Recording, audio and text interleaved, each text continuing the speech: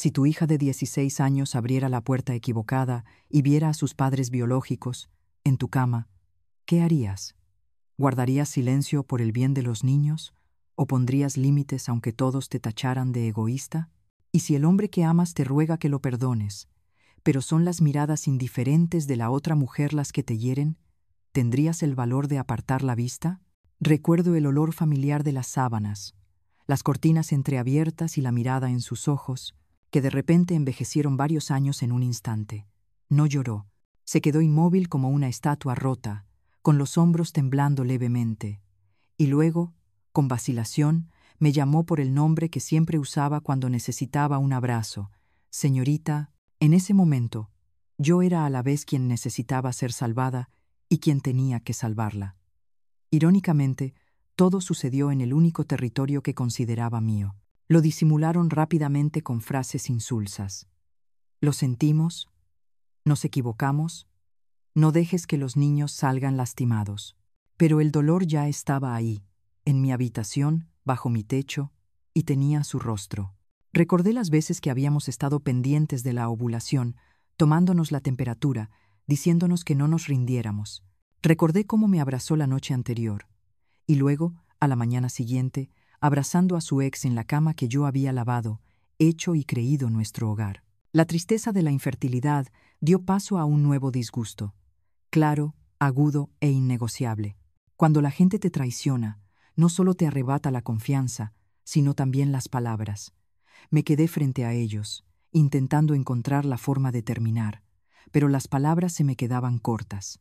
Dijeron por los niños, y miré al niño que sostenía el pomo de la puerta y lo comprendí.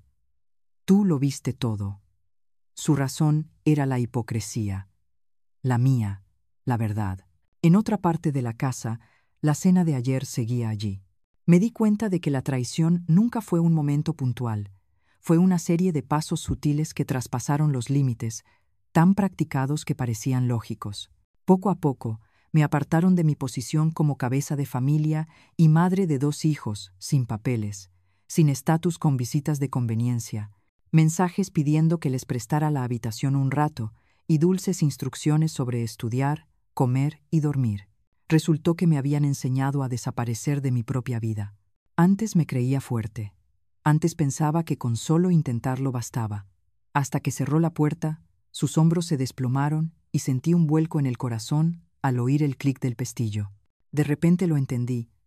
Si no ponía límites hoy, mañana le estaría enseñando a aceptar el dolor. La ternura ya no era una concesión. Tenía que ser el comienzo de la disciplina, para los adultos y para mí misma. Esa noche no grité. Recorrí cada habitación, tocando cada objeto, como haciendo inventario de lo que realmente me pertenecía. La taza de porcelana desconchada, el marco donde ella sostenía su primer trofeo, las cortinas que yo misma había rematado. Vi un camino claro, no un camino de regreso a cómo eran las cosas, sino un camino hacia lo correcto, a pesar de su precio espinoso y costoso. Abrí una puerta y vi cómo mi familia se desmoronaba. Pero lo que se desmoronó fue más que un matrimonio.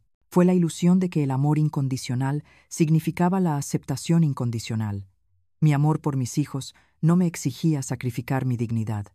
Me exigía darles ejemplo, que quien cruzara la línea quedaba fuera, que había puertas que, una vez abiertas, solo tenían un camino, de vuelta. Puedes llamarme cruel. Puedes decirme que tenga un poco más de paciencia, que hable con más suavidad una vez más. Pero vi algo que no se puede borrar. La mirada de un niño cuando su mundo se parte en dos. Y cuando el mundo se parte, los adultos tenemos que elegir cómo unir las piezas. Yo elegí la que no quemaría la mano de mi hijo. Ojalá la historia terminara ahí, tan pulcra como un veredicto. Pero la vida no es pulcra. Continúa con desayunos por preparar, mensajes por contestar, reuniones de padres y maestros, días en que mi exmarido llama a la puerta por los niños y otra cena, servida en mi mesa, como si el dolor pudiera ser decorativo. Antes de contarles sobre aquella cena y cómo decidí llamar a la policía desde mi propia cocina, quizá necesiten saber quién era yo en esa casa, cuánto amaba a esos niños, cómo fui madre cuando nadie me llamaba madre, porque solo cuando comprendan lo que guardé, podrán sentir lo que dejé atrás cuando cerré esa puerta. No tengo las actas de nacimiento de mis hijos. No tengo sus apellidos después del mío. No tengo ningún documento que diga mamá, pero cada mañana sus despertadores resuenan en mi cabeza antes que en mi teléfono. Sé cómo se tambalea mi hijo de 12 años cuando tiene sueño. Sé cómo mi hija de 16 apoya la cabeza en mi hombro cuando le ato los cordones antes del entrenamiento. No me llaman mamá, pero soy la que guarda el impermeable junto al pomo de la puerta, la que recuerda las alergias de cada uno, sus horarios, sus miedos invisibles. Nuestra mañana típica consta de 3 pequeñas porciones. La primera parte es la cocina. Me quedo en el aroma del pan recién horneado. Leo rápidamente la lista del grupo. Meto la lonchera en la mochila del niño. Reviso si se ha tomado sus pastillas de hierro. Nadie lo llama amor, lo llaman responsabilidad. Pero la responsabilidad es ese tipo de amor que se disfraza para hacer las cosas hasta el final. La segunda escena es en el asiento trasero. Los dos comiendo pan mientras discuten sobre un ensayo argumentativo. Los escucho, recordándole a mi hijo que no la interrumpa y a mi hija que haga una pausa para que pueda terminar. Ellos aprenden a hablar entre ellos, y yo aprendo a guardar silencio en el momento oportuno. El tercer corte fue en la puerta del colegio. Vi a mi hijo correr, con la mochila rebotando como un latido despreocupado. Mi hija se quedó en el banco, quitándose la venda de la muñeca del entrenamiento de ayer. ¿Te duele? Un poco. Fui la única que vio cómo se mordía el labio para disimular el dolor, y la única que sabía cuánto deseaba ese logro. Entré en sus vidas cuando ambos adultos estaban absortos en el trabajo, los vuelos, los densos informes y las citas que se alargaban hasta tarde. Nadie pretendía abandonar al otro, pero la negligencia era una forma de abandono. Llené esa negligencia con el sol de la mañana, con la sopa caliente, con los viajes en autobús a oscuras, con los aplausos al final del auditorio. Reconstruí la casa con pequeños detalles, hasta que pareció que la casa misma había sido construida así. Con mi hija tenemos un pacto tácito. Asisto a todos los torneos, ya sean distritales o amistosos. El primer día que consiguió una beca provisional, llovió. Me quedé bajo el porche, con un pequeño botiquín de primeros auxilios en la mano, observándola sonreírle a la lluvia, como quien acaba de salir del agua tras un largo nado. Nadie se acordó de llamarla ese día, porque todos estaban ocupados.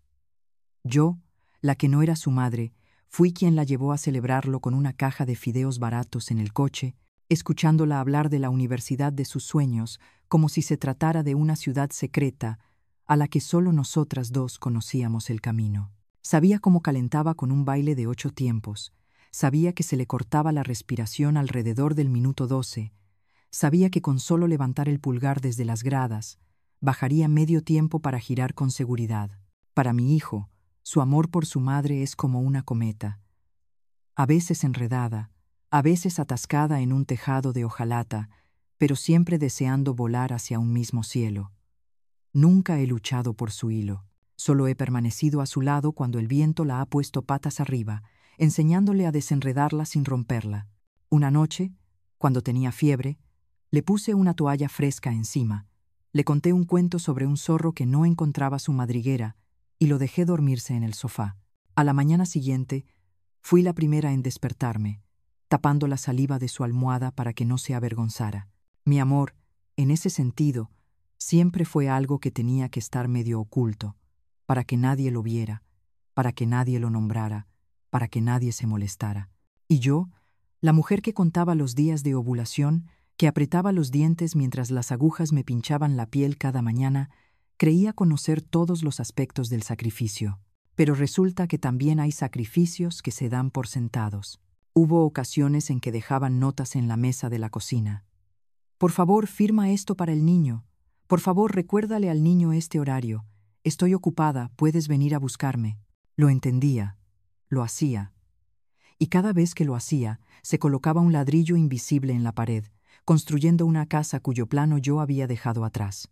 Alguien me dijo, decidiste entrar, tienes que saber lo que firmas. Sonreí y terminé la historia, pero al caer la noche, me miré al espejo y vi un rostro que sabía demasiado de horarios, pero muy poco de sus propios límites. Quería enseñarles a mis hijos que amar significa estar presente, pero olvidé enseñarme a mí misma que amar también significa decir basta. Antes pensaba que si me esforzaba lo suficiente, el nombre surgiría naturalmente. Algún día alguien me presentaría como mamá sin que tuviera que bajar la mirada para no quedar mal. Y ese día llegó. Mi hija me tomó de la mano después de un torneo y le dijo al entrenador: «Ella es mi mamá». Me quedé inmóvil, escuchando cómo esas simples palabras se abrían paso en mi corazón como una llave que abre una puerta. Pero al mismo tiempo, en otro lugar, otra puerta se abrió y me echó de mi propia casa. Intenté ignorar las pequeñas señales, el extraño olor a perfume, el mensaje tardío, el por si acaso, que se convirtió en costumbre. Me decía a mí misma que no sospechara. Las mujeres sospechosas pesan. Pero la verdad no necesitaba que yo creyera en ella para existir. Colocó silenciosamente la cena familiar en mi mesa. Se deslizó de puntillas sobre el suelo de madera que fregaba. Me enseñó que quien cruza tus límites con una sonrisa se lleva la verdad. Antes de contarles la noche en que la puerta del dormitorio se abrió de golpe y la cena, que se convirtió en una humillación total, necesito que entiendan quién era yo en esa casa. Yo era quien se interponía entre la cocina y las gradas, entre la tarea y la fiebre, entre los sueños de la niña y el orgullo del niño. Yo era quien elegía amar sin compromiso. Y así, cuando se descubrió la traición, me vi obligada a elegir algo más difícil: amar a mis hijos lo suficiente como para establecer límites de adulta. Ahora, acompáñenme hasta la puerta de ese dormitorio, donde se hicieron añicos todas las ilusiones y donde me vi obligado a llamar a todo por su nombre: familia, límites e intruso.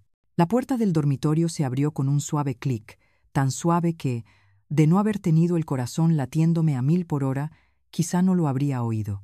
Las cortinas ondearon y un perfume que no era mío se coló en la habitación como una confesión furtiva. Sus ojos se congelaron en la escena antes de apartar la mirada, como si ignorarla hiciera desaparecer la verdad. Cerró la puerta y se recostó contra la pared, con los puños apretados en la oscuridad del pasillo. No necesité preguntar. La casa respondió por mí. Me hablaron con frases cortas. Lo siento, solo esta vez. No armes un escándalo delante de los niños. Pero las sábanas eran mías. La mesita de noche era mía. La foto de ella con el trofeo a mi lado era mía. Aquí, en el único territorio que consideraba mío, la disculpa se convirtió de repente en un preludio. No ocultaba nada, lo revelaba todo. Ese día no grité. Solo dije: fuera de mi habitación. Retiraron lentamente las sábanas, recogieron la ropa a toda prisa y luego, como todo intruso hábil, dejaron algo aparentemente inocente: las instrucciones para la comida de los niños, un horario escolar impreso sobre la mesa, un muro de palabras que parecía para los niños, pero que en realidad solo buscaba hacerme retroceder. Retrocedí. De vuelta a la cocina, donde la sopa aún estaba caliente, donde creí poder respirar. Pero la traición no se limitó a una sola habitación. Conocía bien el resto de la casa. Al día siguiente, cuando llegué tarde del trabajo, las luces del salón ya brillaban con un amarillo intenso. Melissa, con el pelo peinado hacia un lado y el vestido perfumado con flores de jardín, estaba colocando los platos en la mesa de madera por la que había ahorrado. Sonrió suavemente, como un hisopo, antes de decir: «Llegas justo a tiempo. He recalentado la lasaña para todos». Todos era su exmarido sirviendo agua y los 2 niños sentados ordenadamente como en un anuncio de televisión. Familia. La palabra me golpeó como el tintineo de los platos de porcelana. ¿La familia de quién? ¿En la mesa de quién? Me quedé allí parada un segundo, que pareció eterno. En ese segundo, me vi reflejada en el transcurso de los años. Las luces de estudio nocturnas, el parto, las gradas frías, la toallita fresca sobre la frente del niño con fiebre. Todos se pusieron en fila, pasaron junto a Melissa, que estaba ajustando el mantel, y se detuvieron a la altura de mi garganta. Mi voz salió, fuera de mi casa. No lo dije en voz alta, pero las palabras tenían un filo cortante que desvaneció la dulzura de su sonrisa. Ella inclinó la cabeza, con la misma dulzura. No te pongas nerviosa delante de los niños. Es una cena familiar. ¿Qué familia?, Pregunté con voz más aguda esta vez. El niño dejó el tenedor, con los ojos muy abiertos. La niña me miró, temblando ligeramente. Me acerqué, retirando la vajilla del mantel una a una, como si desentrañara una mentira. Melissa me puso la mano en la muñeca, un roce suave, pero suficiente para transportarme a aquella noche frente a la puerta del dormitorio. Su perfume, su mirada descarada. Vete, de, mi, casa. Mientras aún sonreía, llamé al 911.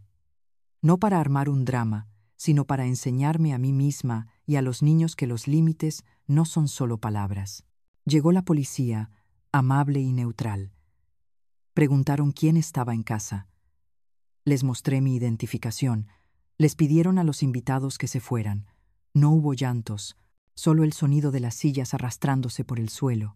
Entonces sucedió algo más, algo que me atormentaría durante largas noches. Mi hijo de 12 años se levantó de un salto, se abalanzó sobre mí y me empujó con fuerza en el hombro. Me tambaleé y me golpeé la cadera contra el borde de la mesa. «¡Cállate!», gritó, con la voz quebrada no por el odio, sino por el miedo, por el amor que sentía por su madre, por no comprender por qué la familia que acababan de formar tenía que ser arrebatada. Lo miré y no vi a un agresor. Vi a un niño defendiendo lo que él creía que era la paz. Ella, la mujer que acababa de llamar a la cena familia, puso cara de sorpresa y desapareció tan rápido como había aparecido. El hijo entró corriendo en la habitación y cerró la puerta con llave. La hija vino a ayudarme, con la mano fría. La policía se marchó. La casa volvió a estar tan silenciosa como un pozo. Esa noche, el pasillo era un caos interminable. Llamé suavemente a su puerta. No respondió. Le envié un mensaje. «Siento haberte asustado». Aparecieron rápidamente las marcas verdes de verificación, pero no hubo respuesta. Me senté contra la pared, escuchando el tic-tac del reloj pasada la medianoche, y me di cuenta. Poner límites no te salva de la soledad, solo te salva de que te pisoteen. A la mañana siguiente, mi exmarido regresó con las mismas frases de siempre. «Eres insoportable. Estás arruinando a los niños. Solo volví para ver a los niños». Me limité a recordarle que, a partir de ese momento, toda comunicación sería a través de un abogado. La puerta se cerró tras él, y el sonido de la cerradura al girar fue como el de un cerrojo nuevo al clavarse en la tierra. No es que no tuviera miedo, tenía miedo. Miedo de perder al niño que me llamaba madre, miedo de convertirme en la mujer cruel que odiaba. Pero había miedos que debía superar para dejar de tener miedo. Llamé a la policía desde mi propia cocina y mi hijo, al que tanto quería, me empujó. En un solo día aprendí 2 lecciones. El amor no se trata de ruido, sino de tener razón. Y tener razón a veces duele muchísimo. La historia no se volvió más fácil. Adquirió un tono legal. Correos electrónicos, mediaciones por Zoom, firmas tediosas. Pero antes de contarles sobre la sala virtual donde una mujer insistió, un hombre suplicó y un mediador puso fin al asunto. Quiero que sepan cómo fue pasar de la cocina a la pantalla del ordenador, cómo condensar una tormenta familiar. En las 2 palabras, divorcio, y cómo firmar sin que se me escapara el nombre. Porque después de aquella cena familiar, lo entendí, el tribunal no solo divide los bienes, divide fronteras que tuve que derribar durante mucho tiempo antes de aprender a reconstruir.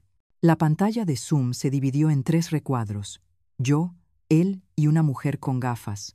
Su voz era lenta pero firme. Me vi reflejada en la lente de la webcam, ojos cansados, la espalda rígida. En el otro recuadro, empezó con su frase de siempre. «Por los niños, ¿podemos intentar de nuevo la terapia de pareja?». Respiré hondo, pronunciando cada palabra. «Solo estoy aquí para el divorcio». La mediadora asintió levemente, como si colocara el primer ladrillo de un muro que necesitaba reconstruirse. La reconciliación no fue una batalla, sino una lista. La casa mía antes del matrimonio la conservé. El coche, también, sin hijos. Dividimos los ahorros conjuntos según las aportaciones.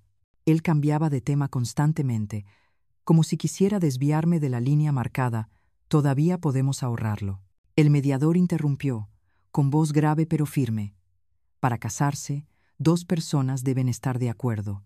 Para divorciarse, solo una.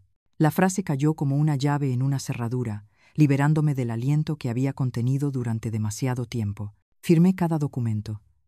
El cursor tembló levemente mientras mi mano se estremecía. La firma electrónica parecía la última grieta que recorría la vieja pared.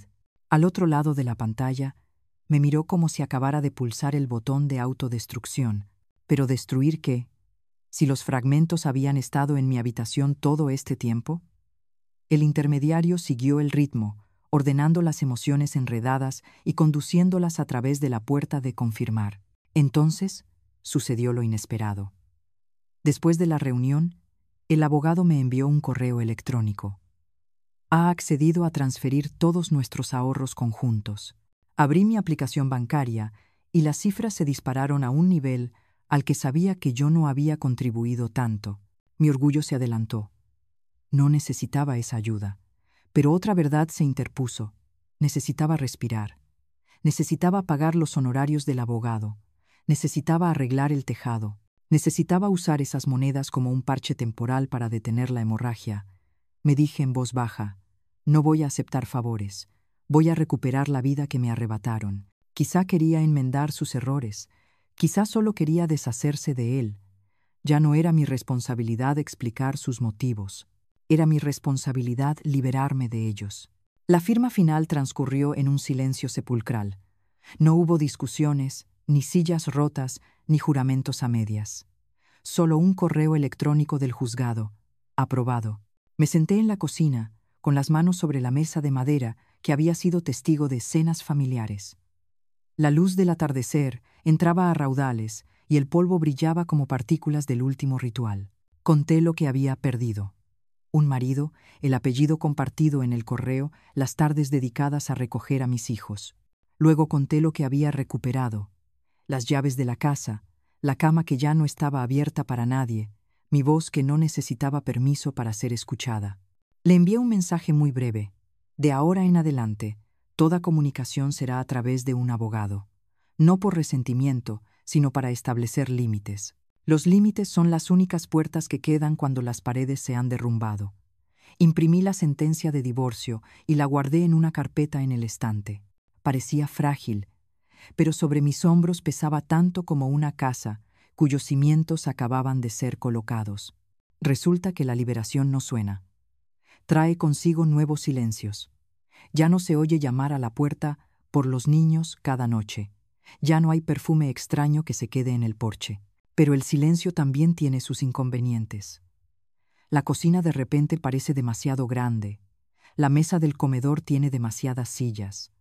La mitad de los chistes se quedan sin respuesta. Sostengo el tazón de sopa y de pronto recuerdo cómo los chicos todavía sorben ruidosamente. Recuerdo las manos de las chicas jugando nerviosamente con las cucharas antes de los exámenes. El lenguaje de señas no llena esos vacíos. Solo impide que alguien siga vaciándolos. Esa noche abrí las ventanas y dejé que el viento entrara en la casa como una limpieza profunda e invisible. Observé los pequeños objetos que alguna vez habían sido nuestro hogar. La taza de cerámica desconchada, el reloj de la cocina que se adelantaba 2 minutos, el calendario repleto de entrenamientos. Pensé, hoy perdí a un esposo. Pero recuperé algo que había perdido hacía mucho tiempo, el derecho a definir mi propia familia. Y entonces, la vida sigue, a su manera irritante. Los amigos empiezan a susurrar. Salgamos a divertirnos. Llegan citas extrañas, con preguntas que me hacen sentir como si estuviera presentando un currículum de niñera. Entre sonrisas forzadas, un pequeño rayo de esperanza se abre inesperadamente la noche de Halloween, cuando un chico que me empujó llama a mi puerta y me pide quedarse a dormir. Pero esa es una historia para mañana. Hoy termina con una firma, un traslado y una mujer aprendiendo a defender sus convicciones, incluso cuando lo que es correcto todavía duele como si fuera ayer. Tras el último día de firmas, la casa de repente emitió un sonido extraño, vacío. No el cálido silencio después de una comida, sino el espacio en blanco entre 2 páginas, donde la mirada se desliza sin detenerse en una palabra. Me levantaba más temprano, fregaba más platos de los necesarios. Ponía velas aromáticas en cada habitación como si su aroma pudiera llenar un agujero. Por la noche, bajaba el volumen del televisor solo para oír las voces de los adultos a través de las paredes. La herida había sido cosida con papeles judiciales y firmas, pero la carne aún dolía. Cuando volvió la paz, trajo consigo la soledad. Mis amigas me dijeron que debería tener una cita. Salgamos, para variar. El ambiente afuera era distinto. Bares con olor a madera pintada y vasos fríos, hombres de mediana edad ajustándose los puños de sus camisas, haciéndome las preguntas adecuadas. Uno me acercó una silla y sacó su teléfono, mostrándome su horario de custodia. Si la cosa avanza, ¿podrías recogernos y llevarnos los martes y jueves? ¿Sabes cocinar? Escuché, asintiendo cortésmente, sintiéndome de repente como si estuviera solicitando un puesto de niñera de lujo, cuyo sueldo era un simple agradecimiento. Otro hombre hablaba de su exmujer como si fuera un tratado jurídico, luego miró su reloj. Necesito a alguien estable. Pareces estable, como un mueble. Sonreí. Dejé mi vaso y me marché cortésmente antes de convertirme en piedra. En las tardes en que volvía a casa sola, a veces me detenía frente al supermercado solo para quedarme mirando la sección de verduras, tocando la cáscara de la calabaza, la col, como si de ellas pudiera emanar algún mensaje. Me fue bien en el examen hoy. Tengo un poco de fiebre. No te acuestes tarde, mamá. Ningún mensaje. Pero en una de esas secciones, cerca de Halloween, vi una calabaza regordeta, una excusa perfecta para expresar mi alegría. La compré, la llevé a casa, la puse en el centro de la mesa que había sido escenario de aquella infame cena, y me quedé mirándola fijamente hasta que se puso el sol. Era la noche de Halloween cuando sonó el timbre. Mi hija estaba en el gimnasio. Pensé que era un vecino, pero era el chico. Allí estaba, mucho más alto, con una mochila negra en la mano, la voz ronca por la edad. ¿Puedo quedarme a dormir? Se me aceleró el corazón. Evité abrazarlo, temiendo que un abrazo demasiado fuerte lo asustara. Pasa, dije, abriendo la puerta de par en par, como si abriera mi corazón con cautela. Nos sentamos frente a la calabaza. Le di el cuchillo pequeño y le pregunté, ¿quieres una cara sonriente o una cara enfadada? Se encogió de hombros. No sé, le sugerí. Entonces haz una cara de verdad. Me miró y luego sonrió con tristeza. El cuchillo hacía cada corte, despacio, tembloroso, pero cada vez con más precisión. El aroma a calabaza fresca se elevaba, dulce y suave.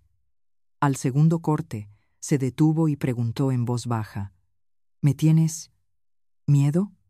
Tragué saliva, negando levemente con la cabeza. No, te echo de menos. El cuchillo permaneció inmóvil durante un largo rato. Luego asintió y cortó la boca. Una sonrisa torcida, como nuestros sentimientos. Encendimos velas. La llama brillaba a través de los dos ojos que le faltaban a la calabaza, proyectando dos puntos naranjas parpadeantes en el techo.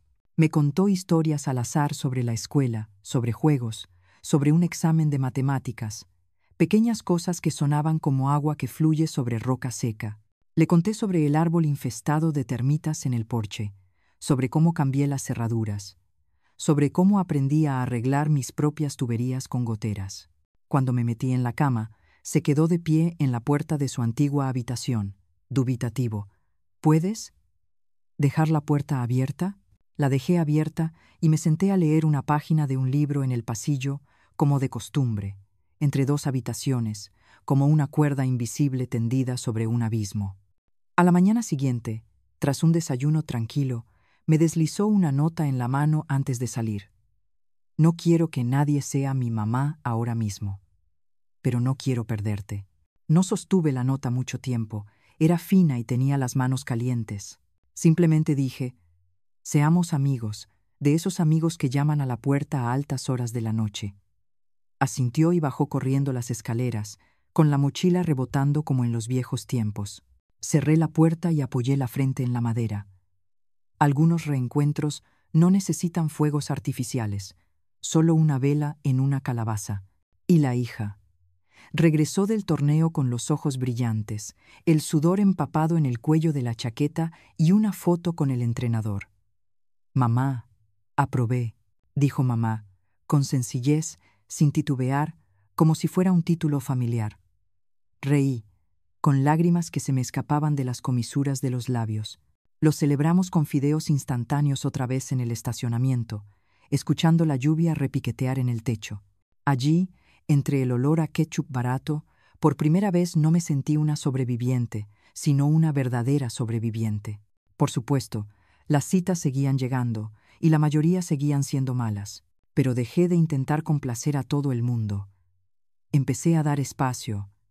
Aprendí a sonreír sin disculparme por poner límites. Y sucedió algo muy extraño cuando dejé de correr. El mundo me instó a bajar el ritmo y a observar con más atención el camino que pisaba. Ese camino me sacó del pub y me llevó a un sendero en medio de una colina, donde mis botas de senderismo se rasparon con una roca, donde una jarra de agua rodó ladera abajo y un hombre se agachó para recogerla y sonrió. «¿Estás bien?». Pero antes de contarles sobre ese encuentro y sobre la ecografía en blanco y negro que me cambió el corazón, deténganse un instante más en la luz de la vela en la calabaza aquella noche. Porque a veces, para empezar de nuevo de verdad, se necesita una pequeña llama que demuestre que la oscuridad puede retroceder. El pequeño sendero de tierra serpenteaba por la ladera, la hierba empapada de rocío. Resbalé, la punta de mi zapato rozó la roca, dejando una larga marca. La cantimplora se me escapó de la mano y rodó pendiente abajo. Un hombre corrió tras de mí. La recogió, exclamó con sorpresa y sonrió. «¿Estás bien?». Miré mis zapatos desgastados y asentí. Por primera vez en mucho tiempo, no sentí la necesidad de aparentar estar bien para ser aceptada. Solo era una mujer respirando y tiritando en una mañana ventosa, y su sonrisa no invasiva, sin juzgarme, bastó para que quisiera dar unos pasos más. Fuimos despacio, sin entrevistas, sin simulacros. No me preguntó cuántos días podía recoger a sus hijos, ni hablamos de horarios de custodia ni de tareas domésticas. Me preguntó si prefería la montaña o el mar, la lluvia o el sol, el silencio o la música suave. No le conté todas las tragedias de mi vida de golpe. Las fui dosificando como sal en la comida, lo justo para que supieran que el plato era insípido. Cuando dije, «Tengo límites», no sonrió. Dijo, «Los respetamos. Si es necesario, podemos poner más límites». Hubo algunas frases mundanas que sonaron como un ritual de cimentación. Su familia parecía un gran porche, su madre tejiendo lentamente, su padre dejando siempre un tazón extra en la mesa de la sala, que era como una sorpresa. La primera vez que mi hija vino de visita, la anciana no preguntó, solo se inclinó y susurró, «¿Quieres más helado, querida?». La niña se volvió hacia mí, con los ojos brillantes de una mezcla de vergüenza y alegría que solo quienes crecieron sin ella pueden comprender. Me di cuenta de que a veces la aceptación se da así de silenciosa, sin títulos, sin una silla en el estrado, solo un tazón extra en la mesa.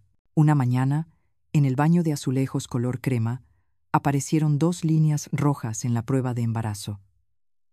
La sujeté con fuerza, con el corazón latiendo a 1000 por hora.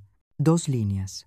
La imagen que había perseguido hasta agotar las lágrimas, la que me había sacado sangre cada mañana, la que había acumulado citas, solo para recibir a cambio una línea blanca como el pasillo de un hospital. Ahora, cuando dejé de suplicar, cuando aún usaba condones, la vida se abría ante mí, poco a poco, y sin importar los horarios. Me senté en la tapa de la bañera, reí, lloré, reí y luego guardé silencio. Pensé en aquella cama y en el extraño olor a perfume, en la noche de Halloween con la calabaza, en las palabras de la mediadora, el divorcio solo requiere uno. Y la supervivencia resultó solo requirió un latido. Se lo conté una tarde de lluvia ligera. No se sobresaltó, ni se quedó paralizado, respiró hondo, me puso la mano en la espalda como si fuera una puerta frágil. «Si quieres, podemos hacerlo juntos. Si tienes miedo, yo también». Fuimos a hacernos una ecografía. La pantalla en blanco y negro parpadeaba con leves vibraciones. Pensé en otras vibraciones. el sonido de una cuchara golpeando el borde de un cuenco, un recuerdo del pasado de mi hijo, el roce de las zapatillas de mi hija contra el riel, el pestillo de una puerta cerrándose tras mi ex. Esos sonidos, de una forma extraña, de repente se unieron bajo la luz tenue, como testigos de algo simple. Aún podía empezar. Mi hija regresó corriendo del dormitorio, con un pequeño ramo de flores y la sonrisa que tanto había atesorado durante cientos de ensayos. Puso su mano sobre mi vientre, sin preguntar, ¿estás segura? Como suele hacerse cuando una mujer está feliz. Simplemente dijo, «Mamá, ¿de qué color pintamos la habitación del bebé?» En esa habitación colgamos una foto suya en el podio recibiendo un premio, junto a una ecografía tan pequeña como una estampilla. 2 generaciones de elegidos estaban una al lado de la otra, una niña que me había elegido como madre y una niña que estaba a punto de elegirnos con su primer llanto. Y el chico ahora casi tan alto como yo me escribió sin rodeos. No quiero una madrastra, no quiero una madre de acogida. Me parece bien tener una hermana mayor si quieres. Le respondí, vale, cenemos como amigos. Un día, los 3 fuimos a comer hamburguesas, hablando de juegos y matemáticas, sin que nadie mencionara aquella noche. Aprendí a quererlo desde la distancia, sin posesiones, sin títulos, sin la presión de encontrar lo que se me había escapado. Fue a terapia, y guardé discretamente el número de la terapeuta por si lo necesitaba. Hay lazos que, si se aprietan demasiado, se rompen. Si se dejan flojos, a veces se enredan en tu muñeca en un día tranquilo. No ando con rodeos. Hubo días en que tuve miedo. Miedo de volver a desaparecer tras el título de madre. Miedo de que alguien llamara a la puerta por los niños. Miedo de que la vieja tormenta volviera a azotarme. Pero entonces recordé, el límite se construyó con ladrillos de verdad, no con promesas. Mi pareja supo detenerse en la puerta a preguntar, ¿cómo puedo ayudarte? No qué debo hacer por ti. Mi nueva familia no me pidió que allanara el camino. Me dieron una paleta y me dejaron decidir cómo construirlo. Me quedé en el porche, mientras el crepúsculo caía suavemente como un fino chal. Dentro había una habitación infantil con olor a pintura fresca, una fotografía enmarcada de mi hija y su chaqueta colgada pulcramente. Sobre la mesa del comedor había 2 cuencos más, uno para el presente, otro para la esperanza. Toqué la madera de la mesa, convertida en escenario de la vergüenza, y comprendí que seguía siendo una mesa de comedor. Un lugar donde se preparan comidas, se comparten historias, se exponen errores para que sean llamados por su nombre. Mi final no fue, y vivieron felices para siempre. Fue un camino claramente señalizado. Amor, pero no autodestrucción. Maternidad por nacimiento o elección, pero no esclavitud. La familia es un lugar donde ambas partes son abiertas. No sé qué me deparará el mañana. Los hijos enfermos podrían trastocar los planes. El amor podría tropezar, tal vez haya que reforzar los límites. Pero sé que tengo un mapa. Si alguna vez te encuentras ante una puerta como yo, entre lo viejo que estalla y lo nuevo que tiembla, recuerda, tienes derecho a nombrar la verdad, derecho a reacomodar las sillas alrededor de la mesa, derecho a añadir o quitar platos a tu antojo. Y si quieres, dime, ¿cuál es tu límite hoy? Porque esta historia no termina aquí. Continúa cada vez que damos un paso hacia un nuevo camino. Respiramos hondo y elegimos una familia donde podemos volver a elegir cada día.